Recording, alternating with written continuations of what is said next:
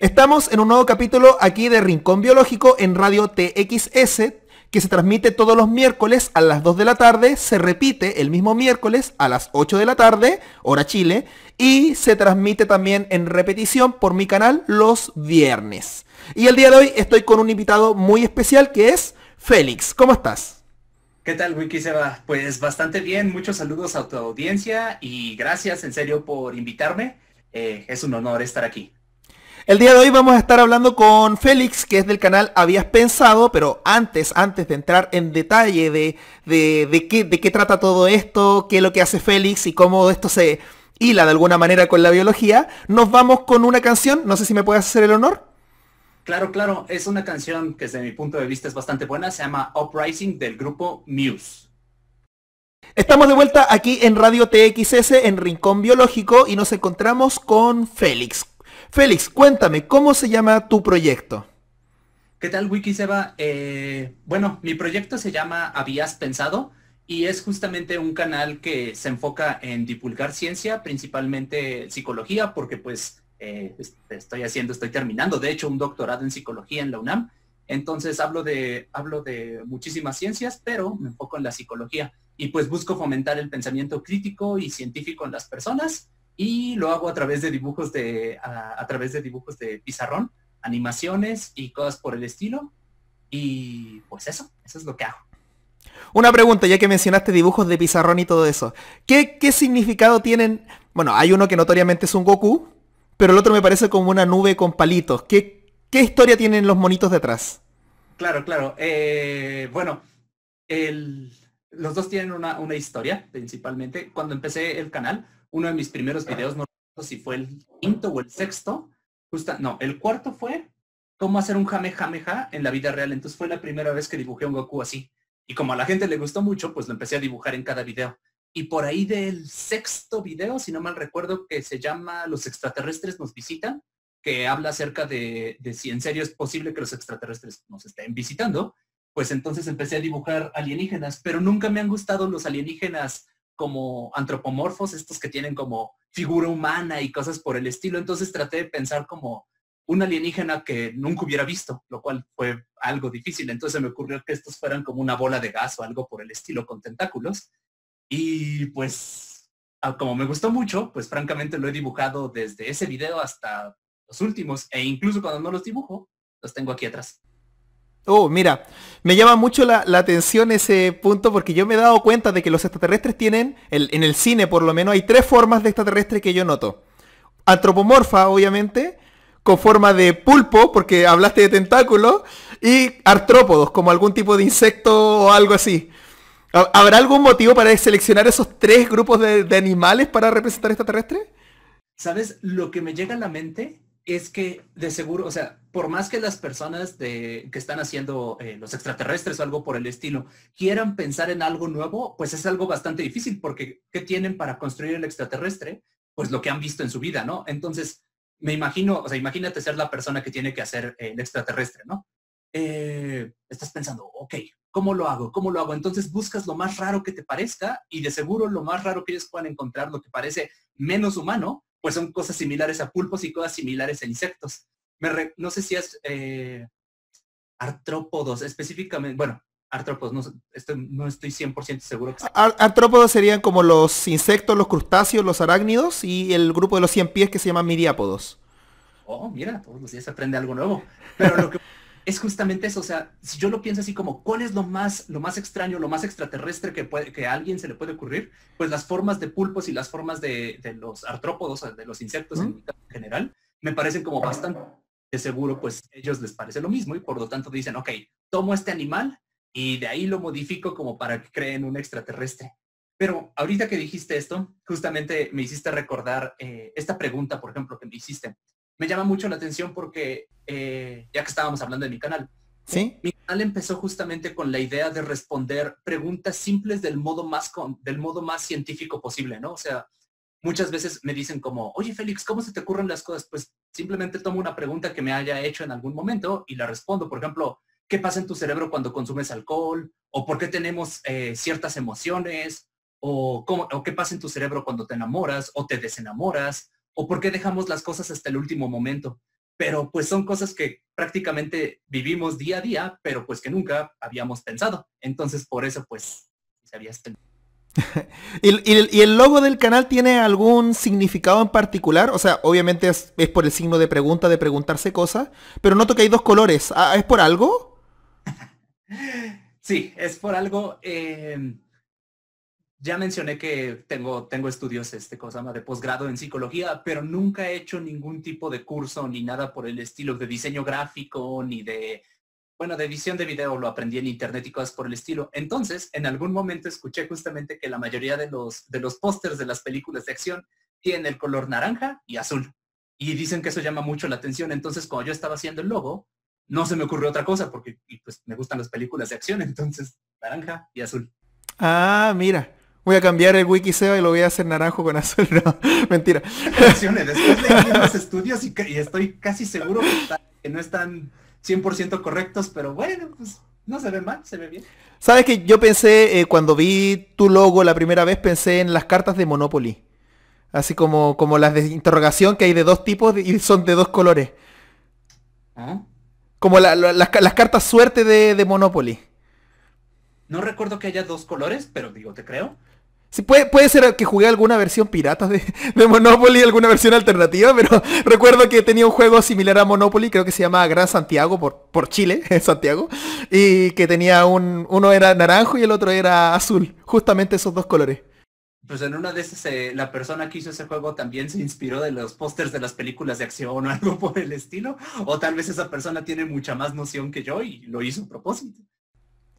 Ahora quiero saber, en tu canal, ¿cuáles han sido, crees tú, tus mejores videos?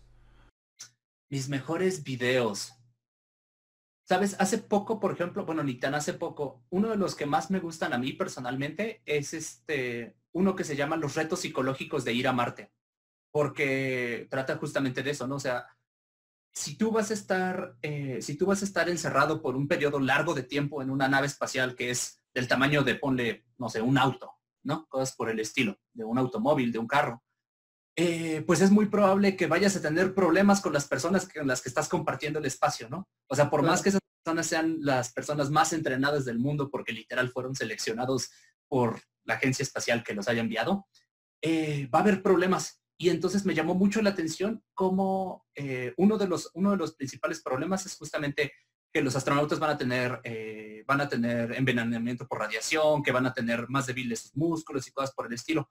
Pero dicen, eso lo podemos solucionar poco a poco, pero el problema va a ser seleccionar a aquellos que no tengan problema con todo el aislamiento que van a tener, porque van a tardarse muchísimo tiempo, no recuerdo, creo que son unos 20 y algo minutos en comunicarse con la Tierra. Entonces van a tener que interactuar esas 4 personas durante todo ese tiempo, durante prácticamente 2 años que va a durar toda la misión. Entonces dicen, seleccionarlos a ellos con base en ciertos factores psicológicos, eso es el reto, ¿no? Bueno, uno de los retos. Entonces dije, ok, ¿por qué nadie está contando esta historia? Y la conté. Otro de los que más me gustan, por ejemplo, es hacer uno que se llama Los Idiomas, que ese ya tiene bastante tiempo, como 3 años, si no mal recuerdo, en el cual le digo a las personas que, bueno, dependiendo del idioma de la lengua que tú estés utilizando para hablar, es más o menos cómo se van a estructurar tus pensamientos. Entonces, basándome en eso, lo que hice fue que hablé de cómo cada idioma va modificando la estructura cognitiva de las personas, y de ahí hice que 4 personas más justamente hablaran en otros idiomas. Entonces explico todos los idiomas en 4 idiomas, y yo hablo español y hablo inglés, entonces son 6 idiomas en total. Entonces ese, a pesar de que es un video regular, por así decirlo, me gusta mucho. Y otro, ya para terminar, uno que se llama, que es el cociente intelectual, y va vinculado con uno que dice si las personas inteligentes son groseras, como lo muestra regularmente en las películas y cosas por el estilo. Por ejemplo, Doctor House o Iron Man, que suelen ser como muy creídos porque son como muy inteligentes. Claro, como son como pedantes. Claro, como pedante tal vez sería el término, aunque tal vez no hubiera sido tan buen título la palabra pedante. No, es una palabra más rebuscada. Sí, de hecho, aunque es bastante más precisa. Yo le puse grosero, pero sí. fue la que llegó a la mente, ¿no?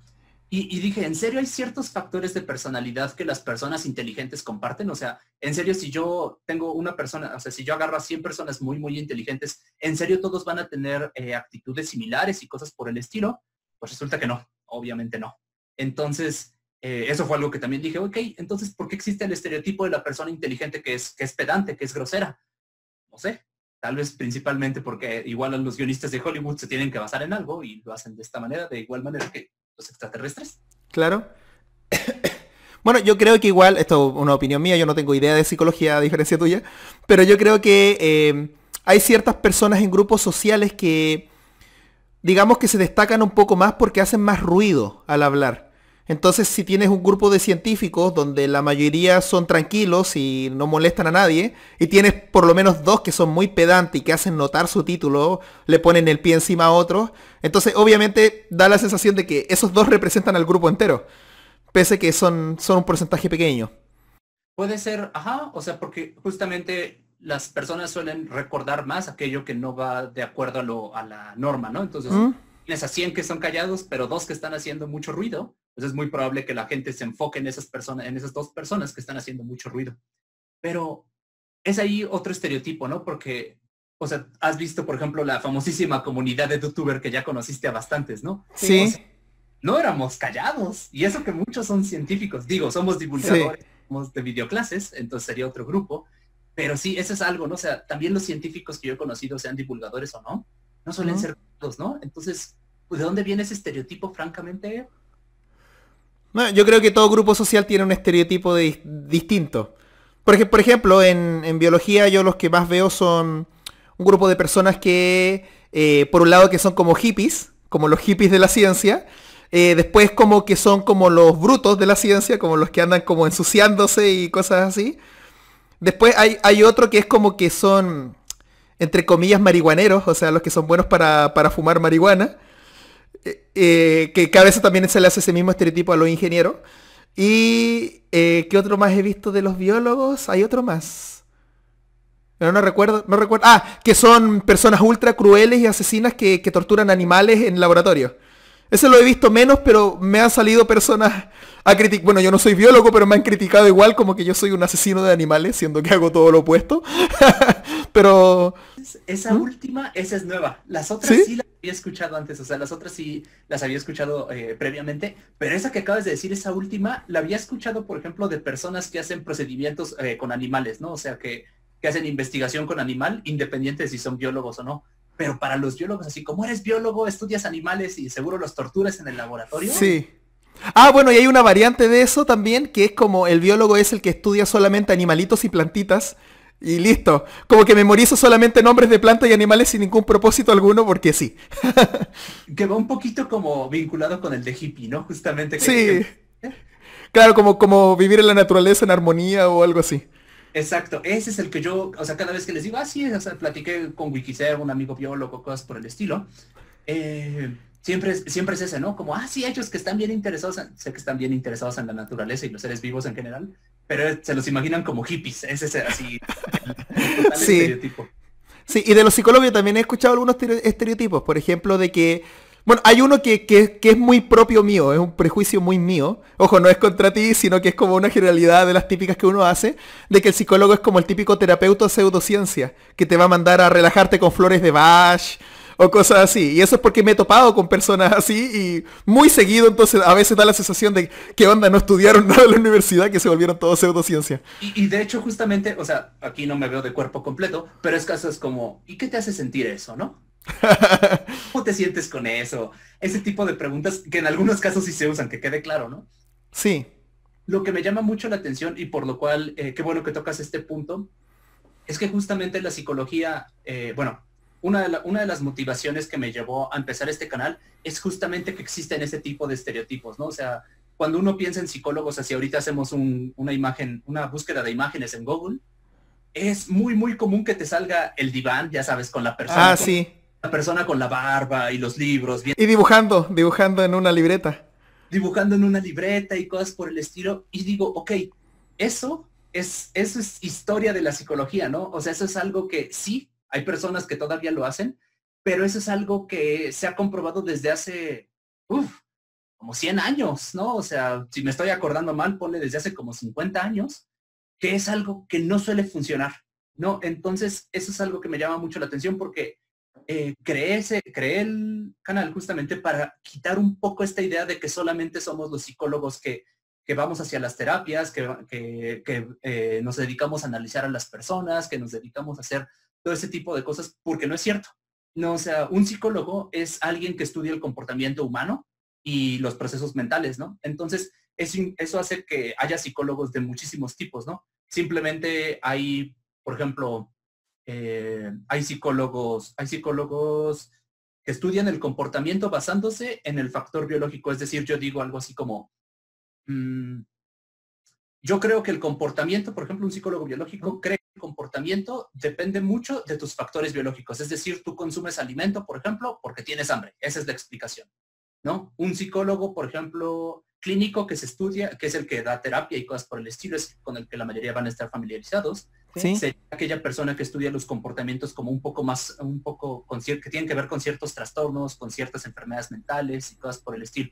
Un psicólogo social que se enfoca muchísimo en cómo la presencia de otras personas va a afectar tu comportamiento, que yo soy un psicólogo social, por ejemplo, psicólogo educativo, cómo se desempeñan las personas, en los lugares en los cuales aprenden, que pueden ser escuelas, pueden ser centros sociales, puede ser en la familia, psicólogos laborales que se enfocan en cómo las personas se comportan en su entorno de trabajo, psicometristas que se dedican justamente a medir específicamente los constructos psicológicos como la inteligencia. Claro. O sea, es como si yo te dijera ¿cómo puedo medir tu personalidad? Es algo que yo no puedo observar, ¿no?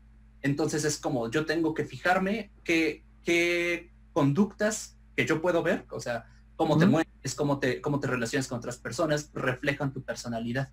E incluso, por ejemplo, hay uno que es muy, muy famoso, el psicólogo del deporte, ¿no? O sea, los atletas de alto rendimiento, cuando están ahí en medio en la Copa del Mundo, ¿no? Así, y tienen que tirar el penal decisivo, tienen que tener técnicas para manejar justamente ese tipo de estrés. Porque imagínate, ¿no? Todo depende de tu tiro penal. Has tirado 1000 penales, ¿no? O sea, antes, pero ese es el que importa, ¿no?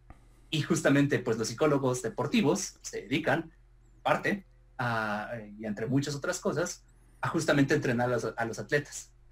Todo eso me hace pensar mucho en juegos mentales. En un capítulo que hacían tirar tiros libres a una persona, normal, común y corriente, que era muy malo jugando, porque no había jugado básquetbol nunca, y hacían que la gente le aplaudiera con los ojos vendados, haciéndole creer de que estaba encestando. Increíblemente logró encestar un tiro sin los ojos vendados, siendo que antes no lo pudo hacer. Hicieron lo mismo a la inversa con una persona que sabía jugar básquetbol, que pasaba normalmente el tiempo en las calles jugando básquetbol, y le empezaban a decir ¡bu, bu! Y eso hizo que fallara. Pero cuando llevaron a una persona profesional del básquetbol, por más que le dijeran ¡bu!, no fallaba. Era capaz de omitir el ambiente y asumo que ahí es porque están esos psicólogos que dices justamente. Y de hecho, por ejemplo, la otra vez estuve viendo un estudio que menciono en uno de los videos que va a salir la siguiente semana. Hay un estudio en el cual compararon la cantidad en el fútbol soccer, compararon la cantidad de tarjetas rojas y tarjetas amarillas que recibía el equipo local contra las tarjetas rojas y amarillas que recibía el equipo visitante, ¿no? Obviamente cuando tú eres el equipo local, pues va más de tu tribuna, ¿no? Hay mucha Claro. más. Entonces se mostró que la mayoría de las veces los equipos que estaban jugando de local, el árbitro solía ser mucho más relajado con ellos, ¿no? Les daba mucho menos tarjetas, les marcaba menos faltas y cosas por el estilo. Y eso tiene que ver justamente con eso. Igual eres el árbitro y un montón de gente te está diciendo, no, no lo hagas, no lo hagas. Te persuaden poco a poco.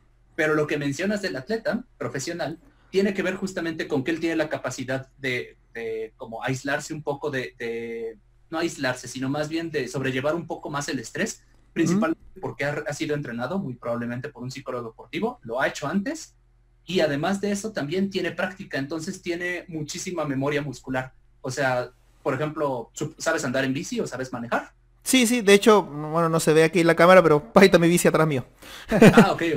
O sea, a ver, espera, ahí está mi bicicleta, ahí la estoy mostrando. Sí, tengo una bici, una deportiva, justamente. mira, pues qué genial. Entonces, o sea, dicen que, por ejemplo, tú no puedes olvidar andar en bici. Y de hecho es bastante difícil que olvides andar en bici. Y tiene que ver con que lo has hecho muchas veces y es un procedimiento que vas a hacer muchas veces. Entonces el atleta, eventualmente de hacerlo tantas veces, se vuelve algo similar. No, o Claro. sea, puede que se vuelva más malo. O sea, si deja de practicar 10 años, puede que ya no lo haga tan bien. Pero va a ser mucho más probable que entonces, si después de 10 años vuelve a retomar el básquetbol o el fútbol o cosas por el estilo, es mucho más probable que tenga un rendimiento superior al de una persona como nosotros que empezaría hoy, por ejemplo. Claro, aunque conozco a alguien que se olvidó de andar en bicicleta, pero igual tengo mis serias dudas si realmente se olvidó o se puso inseguro al retomar el andar en bicicleta después de tanto tiempo. Porque se subió y se cayó y se fracturó. Y había pasado mucho tiempo que no se subía, años, décadas diría yo, que no se subía una bicicleta. Y se cayó y se fracturó. Más ¿Ah? bien, 10 años, perdón, o sea, 10, 20 años. Como 20, 30 años que no subía una bicicleta aproximadamente. Él tiene como 50, 60 años, así que... Ok, porque es que haz de cuenta que para aprender para aprender a andar en bicicleta, lo que existe es algo que se llama memoria procedimental, que es justamente esto, ¿no? O sea, tú aprendes a mover tu cuerpo dentro de una secuencia de movimientos, ¿Ya? que en este caso pues sería los pedales y mantener el equilibrio y mover el manubrio de cierto, bueno, el manubrio de la bicicleta de cierto modo y cosas por el estilo. Y para eso tú requieres ciertas conexiones neuronales. Es probable que como a pesar de que esas conexiones neuronales las seguía teniendo, no estaban tan frescas, por así decirlo, no estaban con tan buen mantenimiento como alguien que lo hace diario, y entonces por lo tanto le diera miedo, y entonces por lo tanto el miedo repercutiera justamente sobre su capacidad de andar en bici. Como ahora se cayó, pues es mucho menos probable que entonces vuelva a andar en bici y se va a volver peor. Claro, sí, de hecho eso pasó y no se volvió a subir, justamente. Entonces, andaba cerca que era algo relacionado al miedo, entonces. Pensaría yo. Obviamente, pues para saber específicamente le tendríamos que preguntar y no creo que sea buena idea llamarle ahorita, ¿o sí? Ya, has mencionado varias cosas que me han llamado mucho la atención. Has mencionado una relación, y esto me brilla los ojos automáticamente, entre la biología y la psicología. Ya has hablado, por ejemplo, de la relación de la memoria muscular, de los comportamientos, y eso es justamente lo que quiero tratar en el siguiente bloque, pero primero nos vamos a ir con una canción. El honor de nuevo, por favor. ¿Qué te parece que vayamos a escuchar la canción de The Kids Are Not Right de The Offspring? Perfecto. Estamos de vuelta aquí en Radio TXS, en Rincón Biológico, y para los que nos están sintonizando recién, estamos con Félix del canal Habías Pensado, que nos está hablando un poquito sobre psicología, porque es psicólogo, y está sacando un doctorado justamente en neurociencia, me dijiste, ¿no es cierto? No, en psicología social. Ah, en psicología social, perdón, no sé dónde saqué neurociencia. Y justamente estábamos viendo que existe algún tipo de vínculo entre la psicología y la biología. No sé si te ha pasado, pero yo he visto que como que existen grupos sociales que tratan de separar estas dos ramas por algún motivo, diciendo de que la psicología no tiene relación con la biología y son cosas distintas o que el ser humano es aparte del resto de los seres vivos. Y eso me genera a mí siempre mucho ruido, entonces ahora que me estás diciendo que sí hay un vínculo, quiero analizarlo acá contigo. Pero específicamente, te voy a hacer una pregunta. ¿Qué es la etología? La etología, por lo que recuerdo, es el estudio del comportamiento animal. Vale, ¿y se puede aplicar la etología al ser humano? Yo creo que de hecho, esta es mi opinión personal, ¿no? O sea, no está respaldada por ninguna fuente, al menos que yo haya leído. Creo que justamente el estudio del comportamiento animal en realidad, o sea, tal vez la psicología tal vez sea una parte de la etología, porque quieras o no, como acabas de decir, o Sí, tal vez la etología sería parte de, bueno, da igual, ¿no? O sea, justamente como acabas de decir, nosotros somos animales, ¿no? Tenemos un factor claro. biológico. O sea, parte de nuestros comportamientos tiene que ver con que tenemos factores biológicos, que nos da hambre, que buscamos reproducirnos, que buscamos nuestra supervivencia, ese tipo de cosas. También somos afectados por la evolución, somos afectados por muchísimos factores de nuestro interior del cuerpo, ¿no? O sea, por ejemplo, si me enfermo, no sé, si me da gripe o algo por el estilo, si me enfermo del estómago, mi comportamiento va a cambiar totalmente. Y pues eso tiene que ver totalmente con la biología, ¿no? O sea, esto que mencionas de que hay personas que la separan, de hecho, me parece una perspectiva que tal vez no sería la mejor, porque a mí siempre me han enseñado que el ser humano es un ser biopsicosocial, ¿no? O sea, Claro. que es uno de los mejores modos que desde mi punto de vista para escribirlo, porque obviamente tenemos el factor biológico que ya más o menos mencioné, tenemos el factor psicológico que se refiere a más o menos el individuo, mi estructura mental, mis procesos mentales, y tenemos cómo me está repercutiendo la sociedad, y cómo está repercutiendo la sociedad sobre mí. O sea, por ejemplo, el ejemplo más simple de todos sería, vamos a imaginar que yo estoy en clase y tengo mucha hambre, ¿no? O sea, yo digo, ok, pues el hambre, pues me voy a necesitar comer eventualmente, ¿no? Pero el punto es que por los factores sociales es poco probable que yo me atreva a sacar algo para comer a menos que el profesor me dé permiso, ¿no? Por ejemplo, Claro. no respetes mucho la clase. O que de repente saques tu lanza y trates de cazar algo en plena clase para comértelo como otro animal más. Exacto, exacto. O sea, justamente ese tipo de convenciones, incluso si quieres cazar algo, es poco probable que en una sociedad occidental como la que nosotros vivimos, es un perro. Claro. Más hambre que tienes, nosotros no estamos acostumbrados a comer perros, ¿no? Sí. Pero en otras sociedades, en otros lugares, socialmente, pues alguien te comería un perro y no tendría ningún problema, ¿no? Entonces, te digo, desde mi punto de vista es una perspectiva que no es la mejor, porque siempre considero que es mejor tomar en cuenta la perspectiva de que somos seres biológicos, psicológicos y sociales y o psicosociales. De hecho, ahora que mencionaste eso, yo creo que también debe haber un factor psicológico acá en el tema de cómo percibimos los alimentos según nuestra cultura. ¿A qué me refiero con eso? Porque en Chile comemos artrópodos, específicamente crustáceos. Pero pensar que ese artrópodo podría ser terrestre, o sea, comer chapulines como lo hacen ustedes en México, para nosotros como, ¡puah! Comen bichos. Y sin embargo, un saltamonte, chapulín, como le dicen ustedes, es del mismo tipo, o del mismo taxono, del mismo filo que un cangrejo de los que comemos acá en Chile. Entonces, ¿por qué da asco uno y el otro no en nuestra cultura o al revés? Totalmente, o sea, porque a mí me dices, no, pues vamos a comer un chapulín, o sea, no son mis favoritos, pero son bastante ricos, ¿no? O sea, claro. No, pero me dices, por ejemplo, no sé específicamente, ¿es como un cangrejo el artrópodo que estás mencionando o algo por el estilo? Sí, se llama jaiba y es como un cangrejo. De hecho, en estricto rigor se le podría llamar cangrejo. Ajá. Sí, las jaivas, de hecho sí las ubico, o sea, Ah, son comunes, no sé si en todo el continente americano, ahí tú sabrás más de eso, pero pues la gente sí, hay en todos lados, creo, hay en todos lados. en todos lados, pero pues a lo que voy es la gente se las come, entonces sí, bueno, tiene que ver un poco la perspectiva social, justamente porque no sé si has escuchado que de hecho es probable que con los alimentos, o probable que comiendo insectos ayudemos a disminuir el calentamiento global. No, o sea, Mm, idea. Entonces, justamente muchas personas se están empezando a dedicar a hacer como cultivo de chapulines y cosas por el estilo, pero como mucha gente no se acostumbra a comerse así, agarrar el insecto y comérselo, lo que hacen es que lo muelen lo procesan. ya se lo come como una galleta o algo por el estilo y ahí ya nadie tiene problema.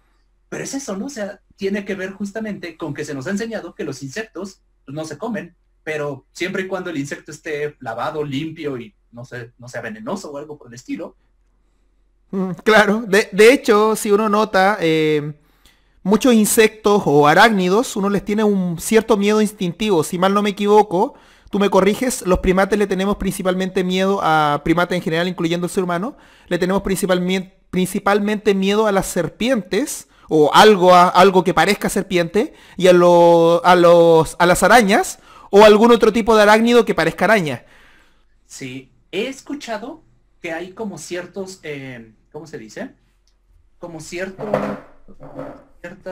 miedos, ciertos miedos que ya los tenemos desde que nacemos, ¿no? Claro. Ellos justamente es el de las serpientes. No estoy 100% seguro que se refleje en todo ser humano, por ejemplo, o sea, si agarramos a 1000 personas al azar, no estoy seguro que cada uno de ellos lo tenga, siempre y cuando no sean herpetólogos o algo por el estilo. Pero algo que sí he escuchado es que parte de esos miedos, o sea, las serpientes cuando van a atacar, pues se mueven rápido hacia ti, ¿no? Al menos Sí. que yo he visto, la mayoría de los animales, ¿no? Entonces, no sé si has notado que cuando las personas escuchan un ruido fuerte, así muy, muy fuerte, así algo se cae, un tubo metálico, la mayoría de las personas se agachan y le hacen así. No sé cómo. ¡Fum! Sí, como que pegas un saltito.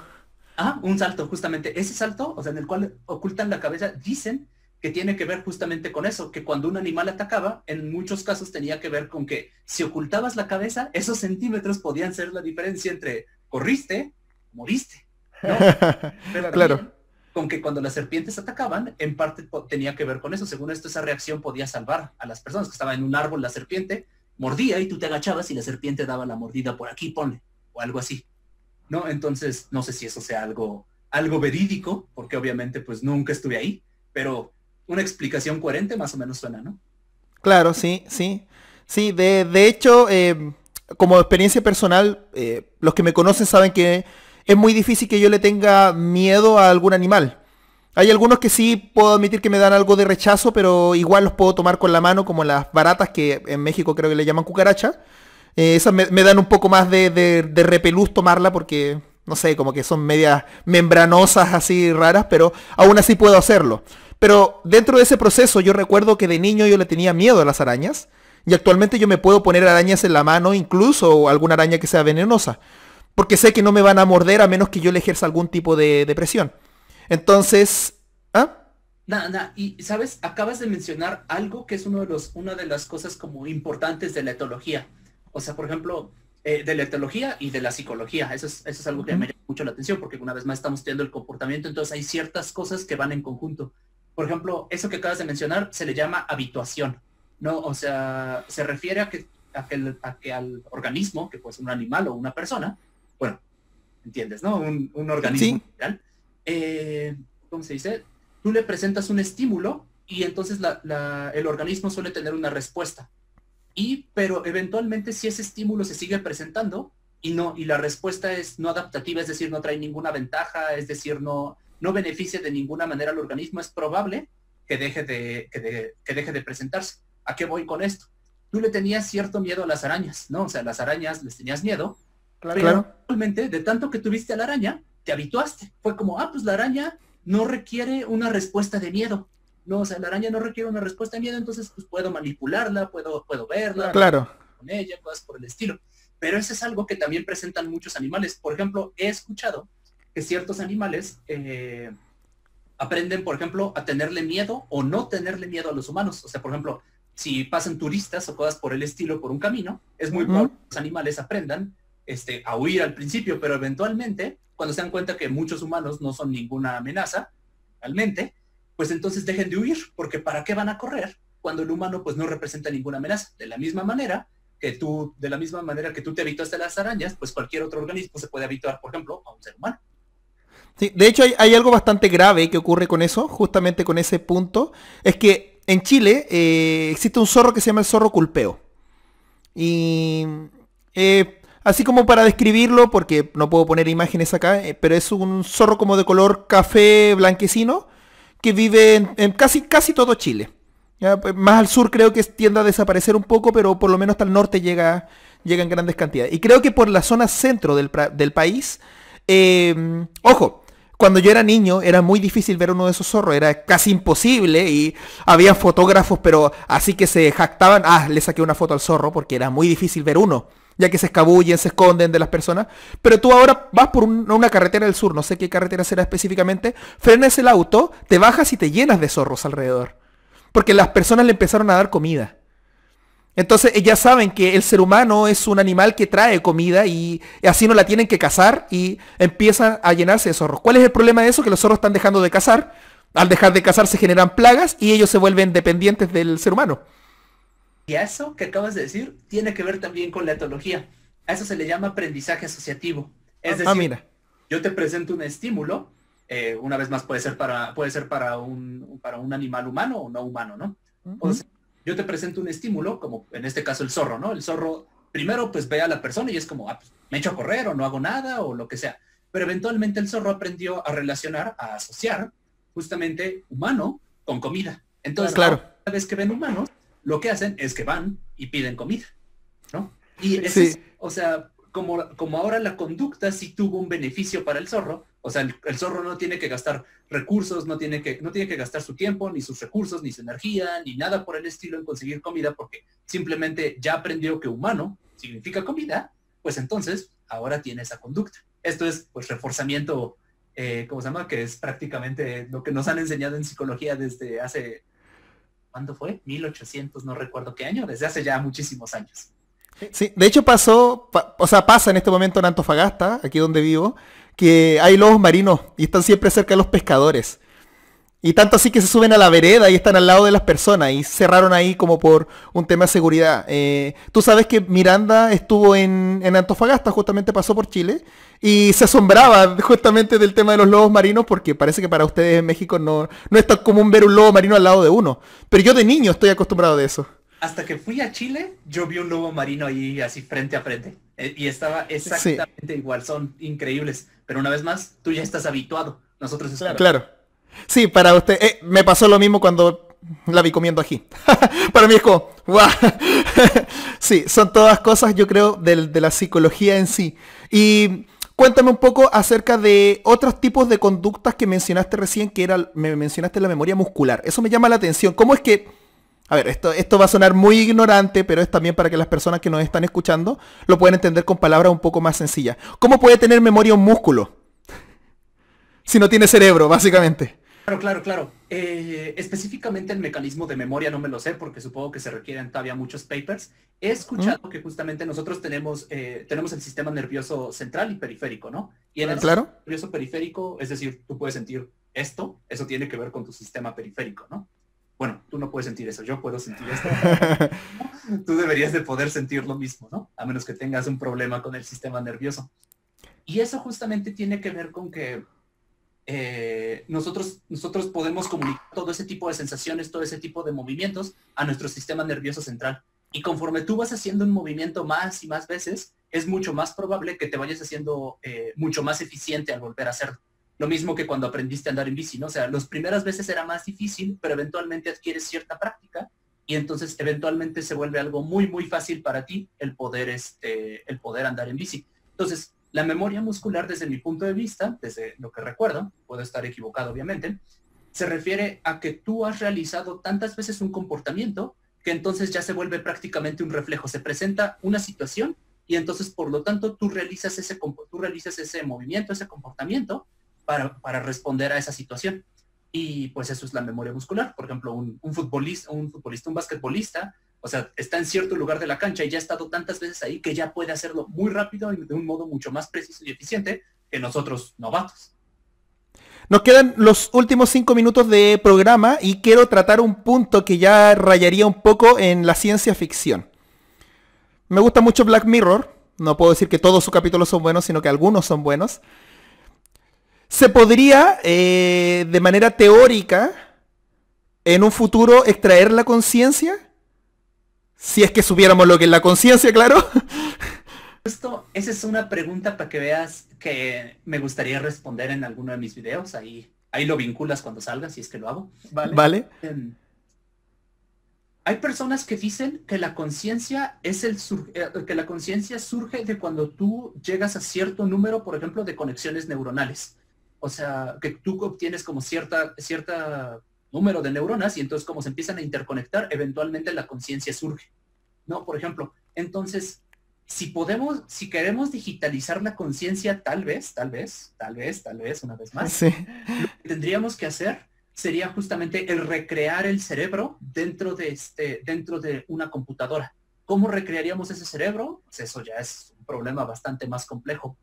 Pero algo que dicen también es que cómo sabríamos que, por ejemplo, si me digitalizas en una computadora, ¿cómo sabríamos que esa computadora en serio tiene conciencia y no simplemente está fingiendo tener conciencia? Claro. Por ejemplo, o sea, porque puede aparentar ser como yo todo el tiempo, pero en realidad no tener esta conciencia, simplemente reacciona como reaccionaría Félix. Pero eso, Sí. pues, eso es algo que todavía no sabemos, que yo sepa, nadie en el mundo. Sí, de hecho me hace acordar automáticamente esos capítulos de Black Mirror, alerta de spoiler, donde torturan conciencias digitales porque no existe una ética referente a ellos porque no son reales, básicamente. Sí, claro, porque no son, o sea, son reales más bien, pero no son humanos y no se mantienen bajo las mismas reglas que los derechos humanos, por ejemplo, ¿no? Claro, claro. Sí, da para cuestionar y pensar muchas cosas. Esperemos no nos extingamos antes de que pasen esas cosas porque por lo menos a mí me llama mucho la atención ver cómo va a ser ese mundo si es que realmente vamos en esa dirección o ese camino. Ahora que mencionaste la conciencia, me pasa mucho de que me cuestiono, porque en realidad definir la conciencia es súper difícil. Claro, tú cuando me dices lo de las cierta cantidad de conexiones o de sinapsis, ¿a eso sumo que te refieres? Claro, sería como una hipótesis porque a veces yo veo, va a sonar muy loco, muy pseudociencia, pero es algo que puede estar abierto a discusión, obviamente, porque también sería una hipótesis de mi parte, de que pareciera que las plantas o otros organismos no animales también pareciera que saben lo que hacen. Por ejemplo, cuando una planta muy pequeña está creciendo, aquí falta Lumara, que es más experta en plantas, pero cuando una semilla empieza a emerger y va a crecer un árbol, la pregunta que uno se debería hacer es cómo ese árbol va a llegar a ser un gran árbol si ya están todos los bosques cubiertos ahí. No lo deberían dejar crecer por los nutrientes, etcétera, etcétera. Sin embargo, los adultos alimentan al cachorro de planta, por decirlo de alguna forma. Siempre y cuando estén emparentados, porque en muchos casos cuando no Sí. están emparentados le quitan recursos, ¿no? Claro, claro, cuando son de la misma especie. De hecho, tengo una planta, no me critiquen ni me juzguen por ser asesino, entre comillas, pero puse 3 plantas en un macetero sin saber que no se iban a llevar bien y una se comió a las otras 2. Y ahí pude ver la competencia directamente. Fue por ignorancia, así que me disculpo si es que alguien se ofende porque maté 2 plantitas sin querer. Pero sigo cuidando a la que sobrevivió y a la que se comió a las otras 2. Y ahí noto también justamente eso de la conciencia, de la competencia entre las plantas.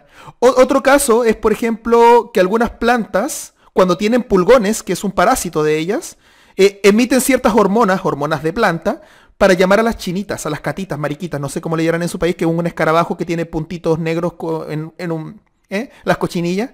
Pero eso es algo que justamente es lo que estoy pensando. O sea, por ejemplo, eso no refleja, desde mi punto de vista, ¿Mm? no reflejaría tal vez conciencia, ¿no? Eso tal vez reflejaría evolución. O sea, desde mi punto de vista, obviamente no soy experto, porque yo pensaría, o sea, previamente ese tipo de respuestas ha llevado a que justamente el organismo pues tenga una mayor probabilidad de sobrevivir y por lo tanto lo sigue haciendo. Pero eso no reflejaría justamente que tenga la capacidad de reconocerse a sí mismo por diferente al entorno, que es más o menos la conciencia. O sea, la conciencia se refiere a que yo pueda distinguirme, yo soy Félix, aquí estoy, DJ, lo que quieras, esta es mi computadora, pero, o sea, yo me puedo distinguir por separado del entorno y dicen que algunos animales y la mayoría de las plantas, y no es que todas, no tienen esa capacidad, a pesar de que pueden distinguir justamente ese tipo a pesar de que pueden realizar ese tipo de conductas, pero eso es porque justamente les ha traído ventajas evolutivas previamente, por lo que sé. A menos que sean como una especie de conciencia colmena o algo así, porque igual hay que tener en cuenta que las plantas actúan a veces, muchas plantas distintas actúan como un solo individuo.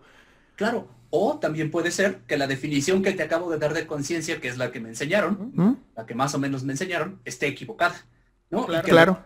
la conciencia, en vez de ser un tienes conciencia o no tienes conciencia después de este punto, sea como tal vez un continuo, como en vez de ser blanco y negro sea una zona de grises, y tal vez las plantas tienen algo similar a una protoconciencia o algo. Eso mismo justamente te iba a decir, que podría ser como una especie de escala de grises según el nivel evolutivo de su cognición, podríamos llamarlo así. Si vemos una medusa, su sistema nervioso es un círculo, no tiene cerebro y todo es radiado. La medusa en sí es radiada, sin embargo ya a la altura de los platelmintos, que son unos gusanos planos, ya notamos ocelos y un sector cefálico donde hay ganglios cerebrales distribuidos a través del cuerpo. Y no creo tampoco que sea muy consciente una planaria de su entorno, pero ya si nos vamos a animales mucho más superiores, ya vemos que las abejas tienen cerebro y hacen bailes para indicar dónde está la X flor a la que tienen que ir. Y ya vemos cosas mucho... ¿Ah? ¿Las abejas tienen cerebro? No sabía. Sí, todos los artrópodos. Bueno, no todos los artrópodos, pero sí la mayoría. O sea, supuse que tenían, o sea, es que, corrígeme aquí, y muestro mi ignorancia, ¿no? Pero, o sea, a lo que voy es como que, o sea, un cerebro como me lo imagino, o sea, con sistema nervioso, conexión, o sea, sé que se pueden mover y sé que, por ejemplo... En estricto rigor, podríamos llamarle un ganglio cerebral un poquito más avanzado, pero podríamos no llamarle cerebro si quieres. Pero, claro, es un ganglio, pero sí tiene un sistema nervioso central y todo conectado a ese ganglio. Ah, ok. O sea, sería como protocerebro. Claro, o no sé si protocerebro, porque su cerebro, entre comillas, o su ganglio cerebral, es de una línea evolutiva distinta a la nuestra. Claro, está adaptado a lo que tiene que hacer Sí. el organismo, la abeja en este caso. Sí, ahí podríamos decir que el punto en común entre ellos y nosotros serían justamente los gusanos planos que mencioné recién. Ellos son los que conectan el cerebro, los ojos y los sistemas nerviosos de todos los animales. Así que ese ancestro común para todo ese tipo de sistemas nerviosos complejos. Pero sí es muy llamativo ver que según lo complejo que puedan ser, que también es una palabra difícil de definir, qué tanto entienden de su entorno. O, por ejemplo, que lo mencioné en la entrevista anterior con Silvana, que los delfines se turnan para hacer sonidos, lo que da la impresión de que tienen algún tipo de lenguaje, porque más encima, un grupo de delfines no se entiende con otro de otro clan, como que tuvieran su propio idioma incluso. Y no hemos podido descifrar como seres humanos qué es lo que están hablando. Claro, claro, y es probable que sí puedan comunicarse porque la comunicación justamente permite que información que yo tengo, pues te la pueda transmitir y que por lo tanto, pues entonces la probabilidad de supervivencia y de reproducción, pues se incrementa de cualquiera de los dos. Claro. Félix, ¿cómo te pueden encontrar las personas? Ah, claro, claro. Mi canal de YouTube se llama Habías Pensado, entonces youtube.com/habías pensado y prácticamente en todas las redes sociales, sea en Instagram, en Twitter, en Facebook e incluso en Patreon, por si quieren apoyar al canal, e incluso también ahora que lo pienso también en PayPal, todas son Habías Pensado. youtube.com/habías pensado, facebook.com/habías pensado, Instagram /habías pensado, todas Habías Pensado. Ahora, Félix es un gran amigo mío, ya lo conocía de antes, obviamente. Sí, de hecho nos conocimos en persona en Brasil y tenemos algunas colaboraciones, así que cuando se resuba también este video, voy a poner los enlaces, incluyendo el que mencionaba de los humanos en Marte, que esa es una colaboración indirecta que tenemos que se llama Crónicas Marcianas.